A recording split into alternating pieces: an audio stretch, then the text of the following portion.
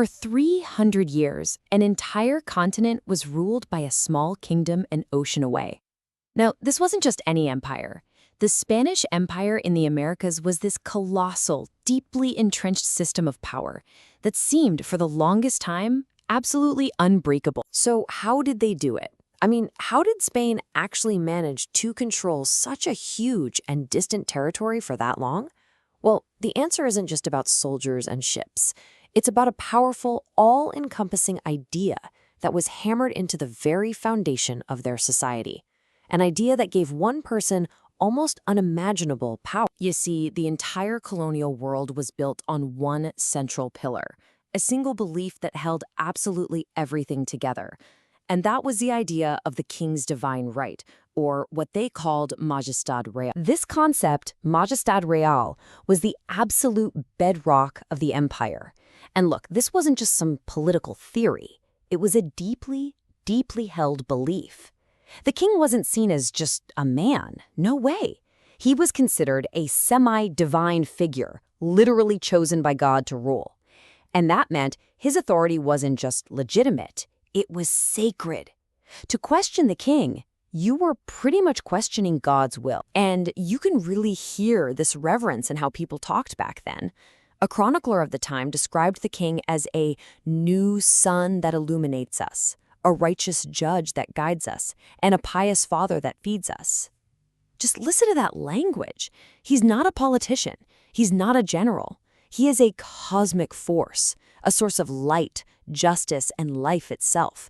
That is the kind of thinking that builds an empire that feels like it can never fall. And his power was total. I mean, the king controlled the state. That's the temporal, or earthly power.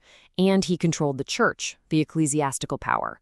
He was in charge of your life on earth and your soul in the hereafter. Can you imagine that? Absolutely nothing, public or private, was outside his sacred reach. But of course, an idea, even when as powerful as that, needs some kind of cement to hold a whole society together. For the Spanish Empire, that cement was a really potent mix of two things: faith and force. So, officially, on paper, the Spanish crown issued these decrees, saying the whole thing should be a pacification, not a conquest.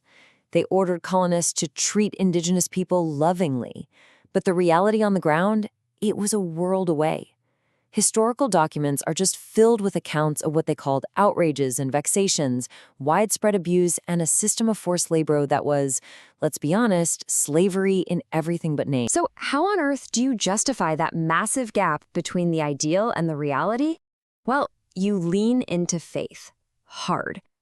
An entire mythology was built up to prove that God was on their side.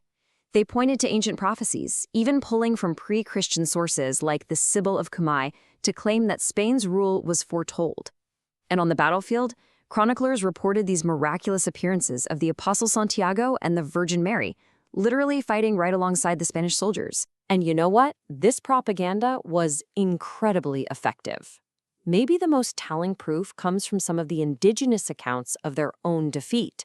They explained that they weren't beaten by the Spanish soldiers, but by a woman from Castile and a man on a white horse, the Virgin Mary and the Apostle Santiago.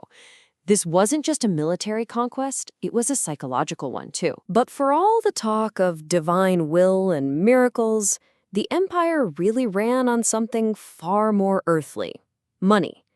And when you start looking at the legal and the economic structures, all those saintly justifications, they just fall away. And you see a world built on a brutal contradiction. And let's be clear, the enslavement of indigenous peoples wasn't some rogue practice by a few greedy colonists. It was deliberate state policy. For years, governors in Chile actually lobbied the king to make it legal.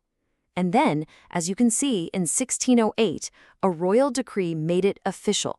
It permitted the enslavement of Arauco men older than 10.5 and women older than 9.5. The motivation behind this policy becomes horrifyingly clear when you look at the numbers.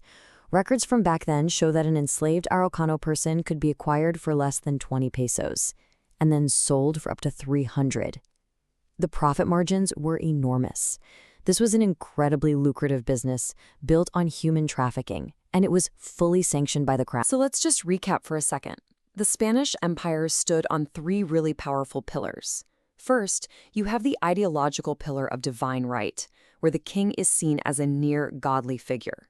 Second, you have the religious justification, using miracles and prophecies to frame the whole conquest as God's will. And third, you have the brutal reality of power by force, military conquest, and economic exploitation through systems like slavery. Together, these pillars created a system that seemed eternal, it seemed unbreakable, and it seemed divinely sanctioned. Which, of course, leaves us with one massive question. In a world built so solidly on the power of a god king, what on earth could possibly tear it all down?